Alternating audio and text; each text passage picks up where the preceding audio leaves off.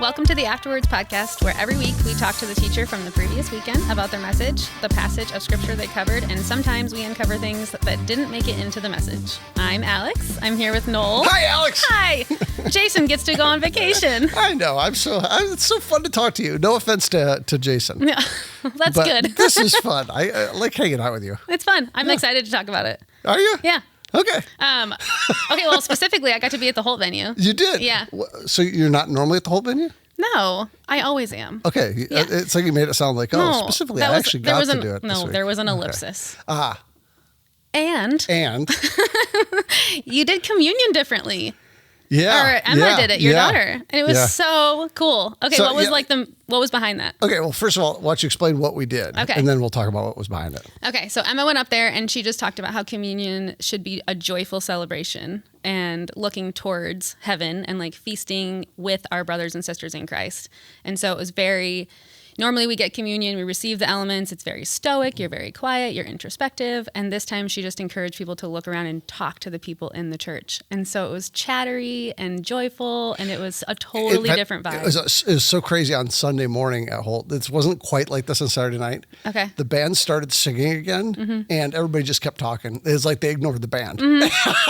All the way until like the very, very end. Yeah. They took her so seriously that even when it was just like having a background band in a bar or something, and you're just sitting there listening to them. It was so cool. It was really cool. Yeah, I thought it was like a good picture of the church. So where it came from is we normally do the Lord's Supper after the message, but what I wanted to do is, because we were talking about church planning, I wanted to spend time praying for specific church plants, and that felt odd to have before the service. So Emma and I were Emma, my daughter, is the one who hosted.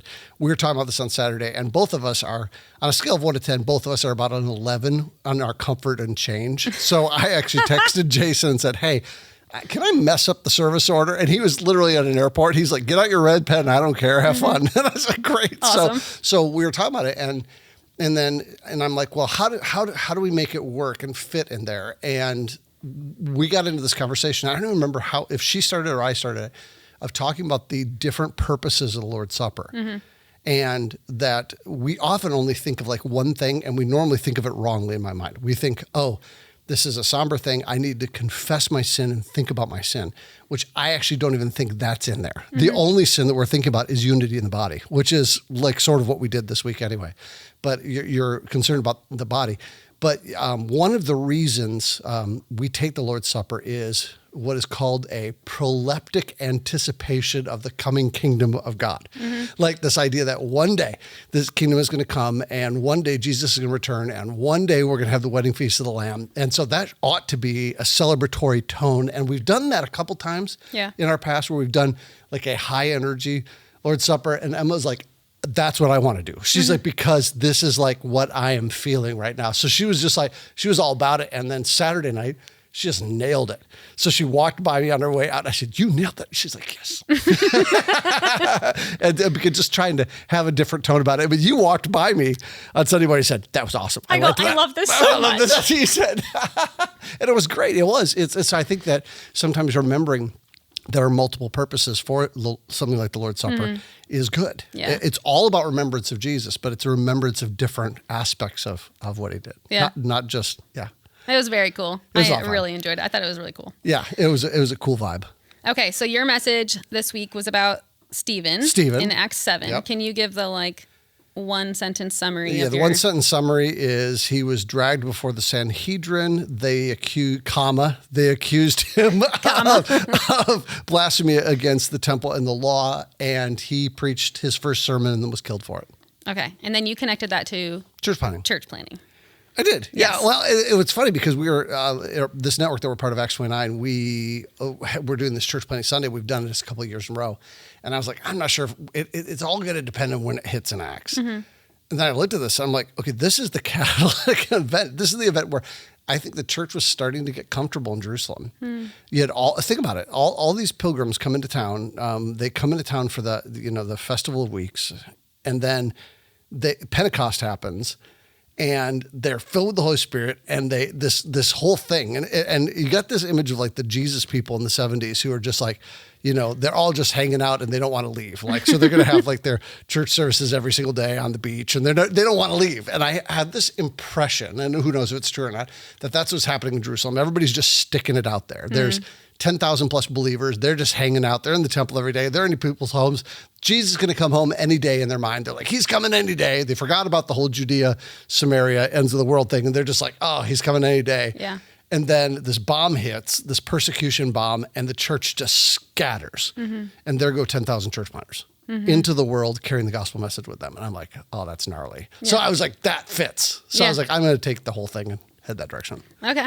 Well, I know, so you mentioned how Riverview is a church plant, like almost 50 years. Yeah, every church is a church plant at some point. Yeah. But how have you seen our specific church fight that comfort and complacency over the years? Yeah. That's a really great question. I remember back when this is pre-2001. Okay. So this is an example there. So we were meeting in the Kellogg Center, and we were building our building out in Holt, our very first building. And one of the things that we're talking about is kind of recapturing our heart for the next generation. And we had been meeting on campus, and yet we were not reaching as many college students and high school students as we had in previous years. And now we're about to move 5 miles off campus. So like there was this like, we had kind of gotten stuck already. Yeah. So we knew we were going into this new building, and we knew some of the things about the new building is we're going to be able to be as obnoxious as we want to be. We're going to be able to do a lot more loud music than we were able to do in the Kellogg Center. We're going to put in new lights, and we're putting in projectors. We're putting in all this stuff that we didn't back in the Kellogg Center. It was like we're talking about like overhead projector days, and like nothing fancy. Like it was just like and we're like we knew we're going to do all this stuff. So we started doing some of that stuff in the Kellogg Center. And I remember doing it for like 2 or 3 weeks, and someone who actually still goes to our church today, I saw him, he was at the services this weekend. Okay. He walked up to me and he said, this has been a fun couple of weeks. When do we go back to normal? Oh. Isn't that interesting? Yeah. And I just think that we all have a sense of normal. And in the church, normal is when we joined and got excited about the church. That moment feels right to us.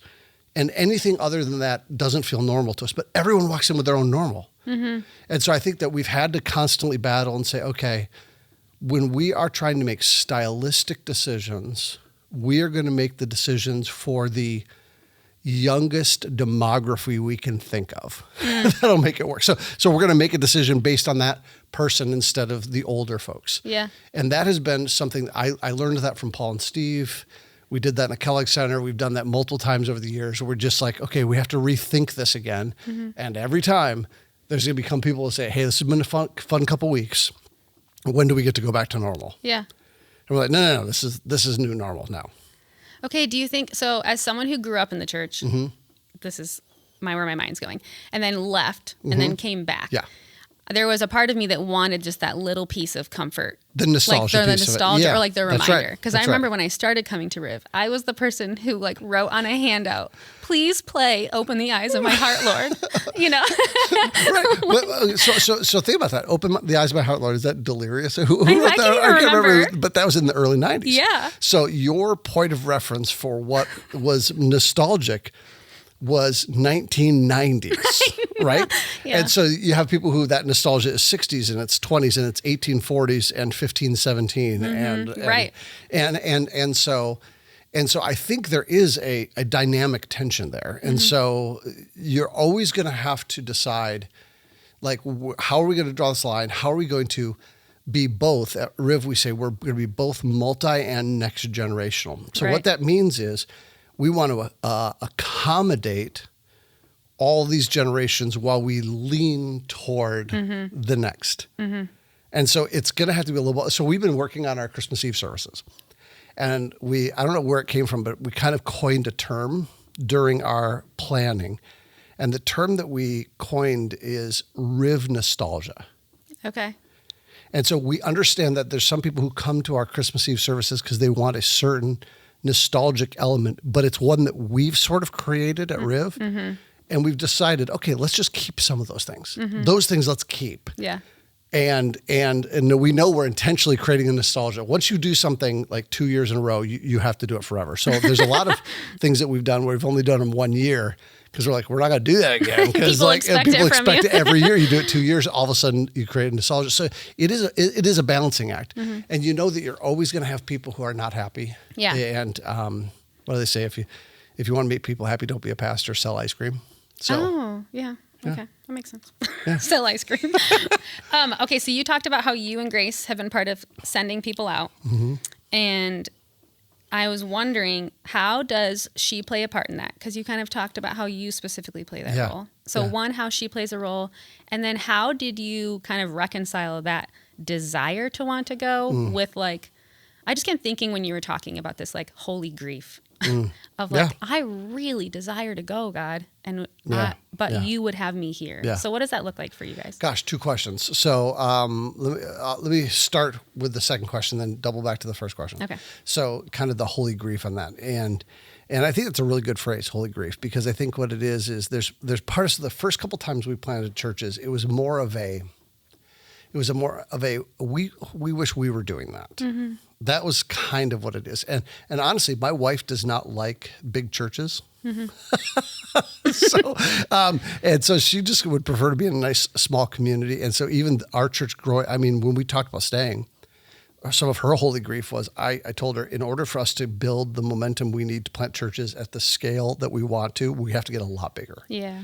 And some people hate to hear that. But I'm all about getting a lot bigger because we want to reach new people for Christ, but it also creates the scale in which we can church plant. And I said, you okay with that? And I remember at the time I said to her, she was, well, what does that mean? And I said, it means I think we have to hit about 4,000 people. Oh, man. And she said, ask me again when we hit 4,000 people. So this is a true story. The first time we hit 4,000 people, it was 3,000. I said 3,000 people. I said, the first time we hit 3,000 people, I told her, and she goes, I don't remember saying that. And I'm like, great. Hey, that's good though. So we moved past it. But I think that there is a sense in which it is that thing that we've talked about actually quite often in this podcast about lifting our eyes to something else. And it is looking forward to, hey, we're going to have eternity with these folks. The gospel goodbye is for now. And then one day in glory, we're going to be reunited with these folks. And hey, if I want to spend 1,000 years with somebody that I haven't seen in a couple dozen, it'll be okay. We'll be able to do that. We'll figure that out. So it is part of it is lifting yourself there. And so for us, there's been I think it pretty quickly turned from, hey, we wish we were doing this to, hey, there's people we like that are going. I mean, we used to talk about if we go plant a church, we could just take all the people that we like and leave everybody else behind. And now we've realized that sometimes the people that we like go. Right. So as far as how she's been involved in kind of that process of sending, literally last night we had dinner with church planters from across Michigan that we have been part of sending. Yeah. Once a year we get together and we have a Christmas dinner together. And so last night we had that. And so literally, I'm a little tired today because it was late and I had to drive back last night. But just staying connected with those folks.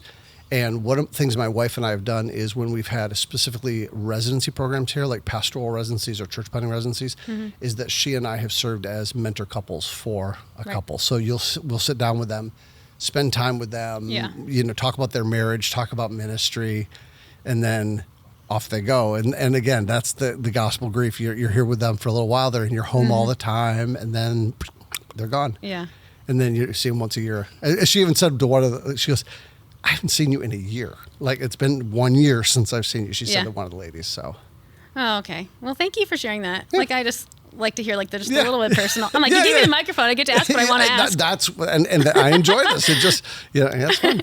Okay, so here's my question about Stephen's face as an angel. Okay, let's go for it. Okay, are we talking peaceful angel? I actually literally, I actually saw your face light up when I read that verse. I happened to look up and you were like in third or fourth row. And I said, and with this verse, and you were like, I'm like, what's he going to do? What's he going to do? Does Stephen have 1,000 eyes? Like, no wonder he got stoned. That's terrifying.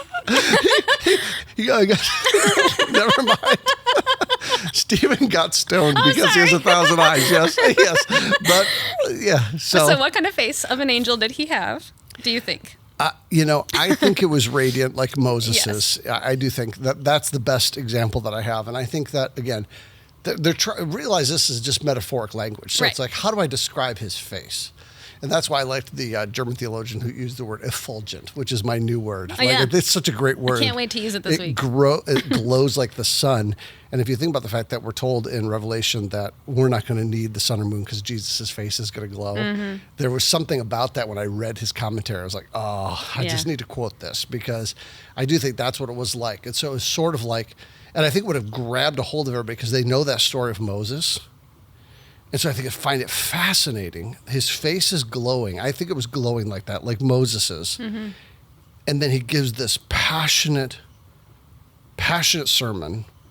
And he insults them with the conclusion. Right. And then immediately anything that they had in them that thought, oh, maybe this is of God, went away and they dragged him into the street to stone him. I mean, the number of times people say to me, well, I just wish God just appeared to me. I wish it was a miracle. I wish he spoke to me in the clouds.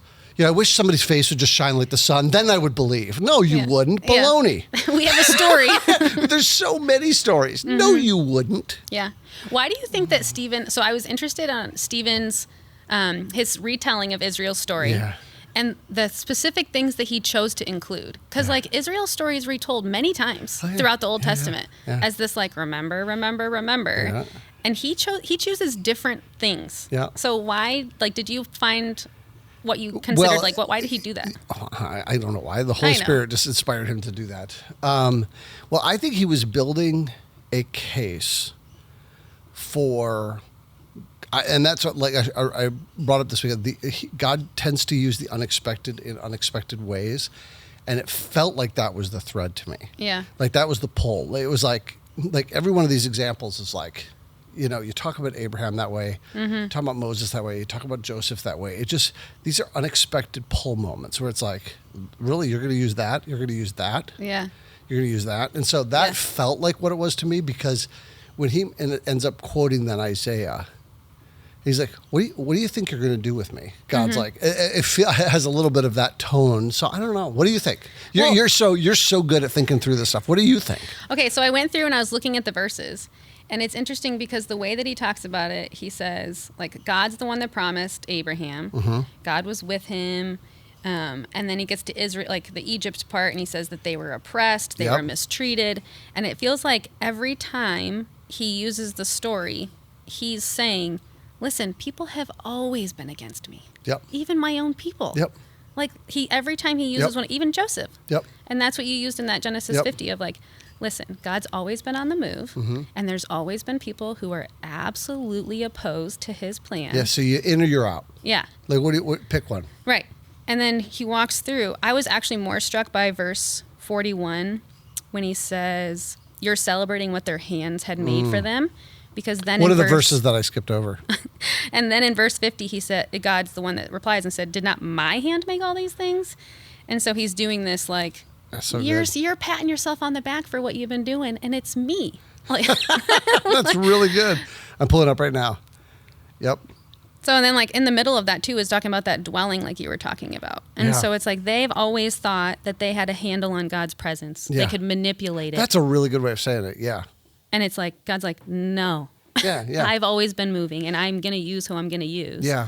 I was talking to some folks at a conference last week, and I told them one of my biggest concerns right now is that that I don't want to screw up what God's doing. It just feels like God is on a move in a unique way that I'm praying is going to be like the Jesus movement of the 70s. And I just don't want to be that guy that gets in the way. And so many old guys like me were the ones who get in the way. And so I just, a great story. So InterVarsity, one of the campus ministries that we help, or we're kind of aligned with on campus, Jordan Allen, who's our MSU venue director, is also the InterVarsity director. He took. I want to make sure I get my math right because I want to not get it wrong. So he took 50 people from Michigan State to this conference. Oh wow! And 10 of them got saved. Oh my gosh! At this conference. That's so cool. I mean, that's 20% of the people that went from Michigan State to this conference got saved. Like, I don't want to be in the way of that.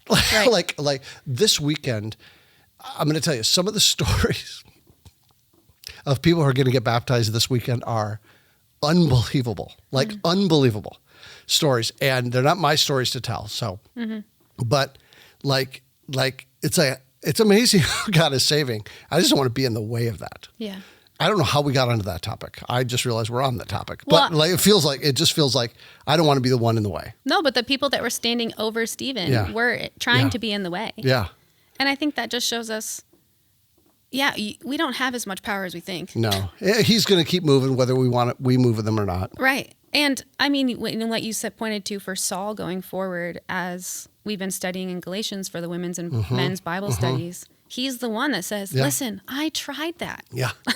I tried standing in the way. Exactly. And it didn't go well for me. Exactly. Well, and I love the fact that when he was standing in the way was the pinnacle of his self-righteousness. And if you trace Saul/Paul's journey through the order in which he wrote the texts that he wrote in the New Testament, he goes from this arrogant, I've got the whole thing figured out, to chief of sinners. Chief of sinners is where he ends up. Yeah. But in the middle is like defending himself. Listen, guys, I'm an apostle too. I'm kind of like the least of the apostles. To I'm the worst of all the sinners. So it's almost like the least the lower we view ourselves, the more we rank ourselves lower, the less we're in the way. Yeah. Right? And we're in the way when we think we got it all figured out. Right. And there's a humility in there of just like, I don't know. I think that even acknowledging the fact that you don't want to be in the way, I feel like that's the same people of like when we talked about the part in Acts where it was, you're grieving the Holy Spirit. Well, am I grieving the Holy Spirit? No. You're asking yourself exactly. right now. Yeah, exactly. Like, oh my gosh, if I lost my salvation, pretty sure you didn't. Yeah. Pretty sure. The one who's like, I got this locked. I'm in. There's some problems. I'm in. I don't know why I looked at Jacob when I said that. Do you know we try to work Jacob in? Okay, now I know. Okay. It's really important to get Jacob into these conversations. Okay, so let's move to the end when Stephen is talking about forgiveness. Yes. Because I thought that was just, like, I was emotional as you were actually teaching it. Yeah. Because you were talking about, he says, Lord, do not hold this sin against them. Like, he sees Jesus standing there. Yeah. And welcoming him home. Yeah. And it was just like, the way that he was able to, you use this line, that he was forgiving them and he was forgiving people who didn't even think that they were wrong. Right. Like, is this descriptive for us? Or is this a rare case of forgiveness? Like, are we supposed to live like this? Okay. So there is a fair amount of debate, even amongst those of us at Riv on this message. I've had this conversation with other folks at Riv, including other pastors at Riv. And we may not always be on the same page on this one. I think that this is descriptive and it is aspirational and in a sense prescriptive. It's how we ought to live. And the idea of, I think forgiveness is unchaining ourselves from someone else's sin. And a lot of times we just drag somebody else's sin along with us when they don't even realize they've done something, or they don't even realize the impact that it's had, or they don't even care. Yeah. So we're going to deal with that the rest of our lives and carry that. And I think part of what forgiveness does is it says, man, you don't deserve this. You may not even think you did anything wrong. You may not even care that you hurt me this bad. I'm going to forgive you anyway, and I'm going to unchain myself from that, and I'm going to release you from that. Yeah. Like, and I think that's what Jesus did on the cross. I think it's what Stephen did here. In the Old Testament, we have examples of sacrifices being made for sins that you didn't know you committed. Right. Well, I tie all that together and I go, there's a whole thing there. There's sins that I've committed, I'm certain, against you guys, definitely against Jacob, that I didn't even realize I did. And I think forgiveness is that posture of no, that's the extraordinary grace of God. We get what we don't deserve. Mm-hmm. So someone who doesn't even ask for forgiveness gets forgiven. They didn't ask for that. And he's going to be up. Yeah, that's what I'm going to give anyway. Yeah. Isn't that, do you think it's like, don't you think it's easier said than done though? Yeah. That's what I'm trying to think of, like. Go real deep into things that people have done against you. Yeah, aspirationally, I'm a very good forgiver. Oh yeah, yeah, yeah. I mean, yeah, it's one of those things. It is much easier said than done, and yet isn't that sort of okay? Like this is part of the sanctification process of our life, becoming more and more like Jesus. This is one of those harder ways of being like Jesus. It's going to take a lifetime to be like this. Well, isn't there a verse about it ruining more the vessel that's holding on to it? I don't know where that's from. Am I making? Maybe. I mean, I don't make up scripture anymore. I learned that that's really bad to do. Oh, well, I'm fired. Okay, well, probably. Bye. But see, neither one of us have the Bible memorized yet. And so, yes, that probably exists. You could probably Google it, but it's easier to just sit here and have the conversation. Yeah. But I do think, I think that sort of, man, can you imagine if that was just the general posture of the church and the general posture in families and in marriages and in churches and in workplaces and neighborhoods, where it's like the verse that says, as much as it depends upon you, live at peace with everyone. Well, one of the ways I live at peace with everyone is I just forgive them. And I don't just forgive the small stuff. Yeah. I forgive the life-altering, vicious, terrible things that have been done. Yeah. How life-altering is that? I mean, can you imagine the world? I think the hard thing practically is when forgiveness looks different going forward. So I have life-altering things that I've forgiven other people for, and it doesn't affect me mentally. Still, I think it is generationally just in my blood. Sure. But then at the same time of the relationship looks different now. Yeah. So I don't have to forgive and go back to exactly where we were. So Ray Pritchett wrote a book called The Healing Power of Forgiveness 30 years ago. Okay. And I remember actually being able to have a conversation with him. I reached out to him online, and he was a pastor in Chicago at the time, and he just took my call, which is that's awesome. So fun. But talking about this book, and in his book, he talks about 10 things that forgiveness is not. And I found it to be really, really helpful. And I don't remember all the 10 things. I'm just this is a 30-year-old book, so I can't remember all the details. But one of the things he said is forgiveness is not going back to the way it was. Forgiveness does not mean the relationship is exactly the same. The forgiveness doesn't even mean you have a relationship with that person going forward. Right. None of those are necessarily part of what forgiveness is. But forgiveness is ultimately just unbinding the thing that attaches you guys together in a negative way, sort of thing, something like that. And I can't remember exactly how he says it, but he goes through all the research on if you can get to a point of forgiving. And you're just no, the relationship is not going to go back to the way it was. Yeah. And also, it doesn't mean you run into the relationship and put yourself in a vulnerable place of risk for that thing to happen again to you. None of those things is what it's talking about. But it's just kind of it's a releasing of it all, letting go. Yeah. Well, it can be hard too, I feel as a Christian culture of thinking everything needs to be reconciled. Right. Here. Right. No, that's exactly the point. Here. And I'm I don't know if that's... That's okay. So Jesus, think about it in another way. Jesus comes to bring peace on earth. He's the literal Prince of Peace. And he said, I did not come to bring peace, but a sword. There's this path to peace that goes through this other thing. So I think there's a lot of things that are in the eternal reality is different than how it's going to feel here. And I think there's a lot of spaces in which that's true. And so, I mean, but again, let's just go back to Stephen for a second. He sees Jesus. He's like, look, I see the Son of Man standing at the right hand, the Father standing in heaven. And then he kneels. So and I didn't get it. And that was going to be my thing, my answer, my end of the question, the last question, which is always, what did you not get to? He kneels. Why did he kneel? Well, I think he was kneeling to Jesus because he sees Jesus there. So there's King Jesus. And so he sees the king standing there. So he kneels before King Jesus. And then what does he do? In his moment of kneeling before King Jesus, he doesn't pray for his own safety. He doesn't pray for riches or he prays for his oppressor. On his knees, he says, please forgive them. He models Jesus. He's like, they don't know what they're doing. He says, don't hold the sin against them. It's the last words he says before he falls asleep. And it is stunning. And What is an others orientation? Isn't that what following Jesus is about? He turns us inside out. It's not about us. It's about the other person. Right. I mean, it was right there. It was just like, it's stunning. It is. It is. And just thinking like, okay, so we're not going to be gazing at Jesus standing in heaven ready to greet us Probably not. right now. But we can still fix our eyes, like constantly remind ourselves what we're looking forward to.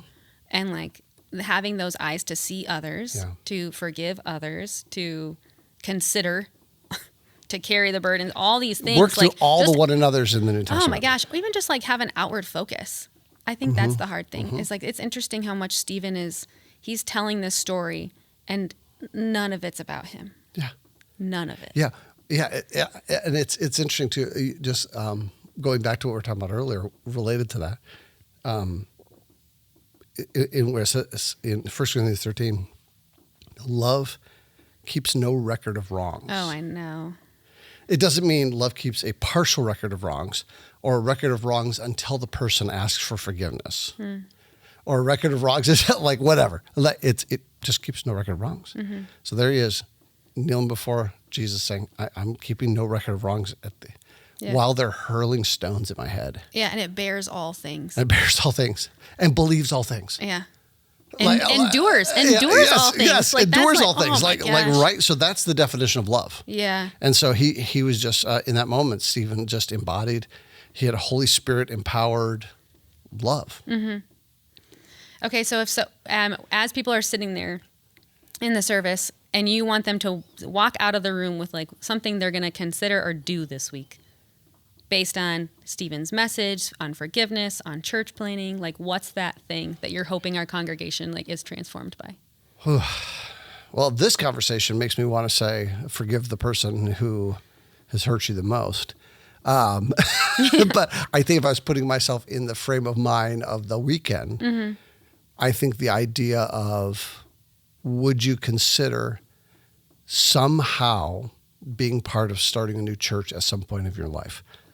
Going, sending, praying, giving, whatever part of that is, would you consider that? And not because you have to, or not because anything. It's because you want to be part of what God is doing in the world. I mean, right. I was talking about like the fact that all these people are getting saved around here. One thing I didn't talk about is that the network of churches that we're part of, we have over 420 church planters, potential church planters in our pipeline. And what we mean by that number is we have a name, a city, and when they want to plant. We're not talking about made up numbers. And it used to be like pastors are notorious. You ask them how big their church is, they give you last Easter's number. But these are not made up numbers. These are real, like we have numbers. Like right now, we can point at over 400 potential church planters and where they're considering planting. And like that's so get involved in that, because every time there's a new church plant, I was talking to Devin, who I quoted this weekend. Yeah. I'll even read you his text message that he sent me on Sunday. I'm going to pull it up. This is the fun part where you just watch me just scroll on my computer. But Devin, he reached out to me Sunday afternoon. I asked him how church went, and he said it was a great service. A lot of unbelievers came today praying that the gospel sunk in. This guy's church plant is like 6 weeks old. Yeah, and I love what he said. Had a whole bunch of unbelievers showing up because that's what happens. You loved what he said, what? When he talked about how he's just looking for the unchurched. Yeah. Like, it seemed he's so intentional. Yeah. I don't know him. Yeah. The short video that I watched. Yeah. Okay, so I have two practical questions on that. If someone's listening or they watched your message and they're like, yeah, that's me. I want to plant a church or I want to be part of this. What are they supposed to do next right now? Well, just email me. Okay. Because we have people kind of all over the place, and we have at Riv a pastoral residency that we use for if someone's really serious and they're kind of like in that stage. But we also have the ability to connect people with church planters, or to connect them with starting to think through this process. And one of the things that we've developed in Acts 29 is both an apprenticeship and a residency. And the apprenticeship is kind of looking at your life and saying, am I a planter? Okay. Like help you have a self-assessment on the core competencies of a planter. And then the second piece of the residency is like a finishing school, getting you ready to plant. And so at Riv, we've traditionally had the residency style, but we have access to this apprenticeship stuff, which can even be a self-guided process to go through. Okay. But just, reach out to me, or even just go to Acts 29's website, acts29.com, and there's a little button on there that says plant churches, and you can just jump into a stuff and read about that. But if you're interested in planting a church, I'd love to talk to you. Okay. And is there specific metrics that you guys use on where you're going to plant a church? Or does someone need to come to you with like, I want to go here, and you're like, oh, no? It's actually a really funny question, because for years, I had all these places I wanted to plant churches, and I was just like, okay, I'm just going to get someone to plant here and plant here and plant here. And I have found that nobody wants to go where you want them to go. Right. So it just seems like the Lord has a spot in mind. They have something in their heart. When these things kind of coalesce, that's where they're going to end up planting, no matter how hard I try. Yeah. I have places I want to plant. Like right now, I want to plant a whole bunch of churches in Chicago. Oh. And Chicago is one of those places where it's a crazy percentage of the Midwest just lives in Chicago alone. I had the stat this last weekend. It's stunning, the number of people there.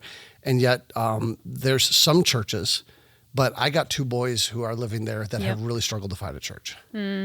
And I know a lot of people in the city center, like in the outskirts, there seem to be a lot of churches, but in the city center, there's a couple great movements. There's an organization called CPC, I think, Chicago Partnership, run by a guy named Derek Puckett. It's amazing, and they're planting churches like crazy down there.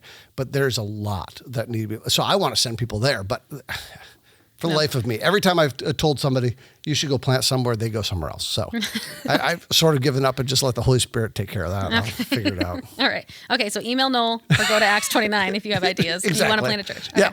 All right. So we'll do the last question that you kind of tapped on already. Was there anything that didn't make it into the message that you want to share with us now? I mean, it was 60 verses. There's got to be more on the cutting floor. Yeah. Well, the big one was just him kneeling at the end, and why was he kneeling? In the same way, why was Jesus standing? Why was he kneeling? I could have spent a lot of time on that.